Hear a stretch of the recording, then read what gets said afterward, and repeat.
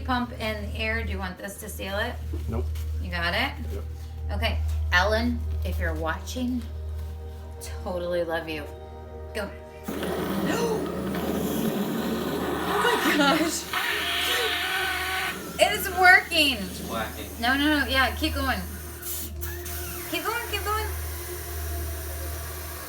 And stop. Oh my gosh. Okay, so we're supposed to flip it and do the same thing to the other side. So again, the purpose of separating the skin from the meat is so that you get a crispy skin on your Peking duck. Oh, we need to do a little more on this side because I still feel it sticking. Oh gosh, I hope this duck does not blow up on us. Okay, ready, set, go. Oh, it did it. Okay. The leg kicked out. It did an awesome leg press right there.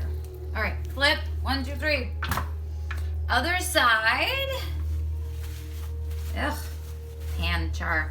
All right, so gotta make a little hole here with me separating the skin from the meat on the duck, and we're gonna do the same thing.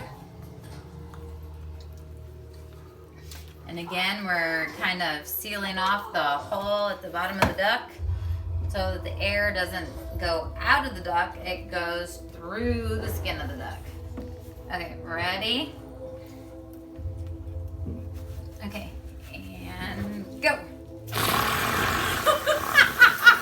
Well, that's gross. Okay, stop. You're squeezing It's it. gonna blow up. That is how you separate the skin from the dark meat. Take care. Next one will be, I don't know, putting it in its flying position and basting it over the next couple of days so it's ready for Easter dinner.